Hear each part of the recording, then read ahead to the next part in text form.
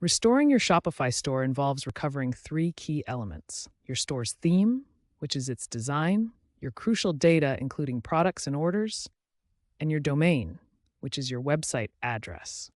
Shopify's Enhanced Recovery Hub, introduced in 2025, simplifies restoration with one-click recovery of these elements. It includes version control for themes, enabling easy rollbacks to previous states. Shopify Vault, an AI-powered backup system, automatically snapshots your store every 24 hours, further streamlining the process. In most cases, restoration is reliable, but complex integrations might need manual intervention. To restore your theme, navigate to Online Store in your Shopify admin, then select Themes. Use the Restore option to revert to a previous version. For data recovery, use the Recovery Hub in your admin to roll back to a previous snapshot.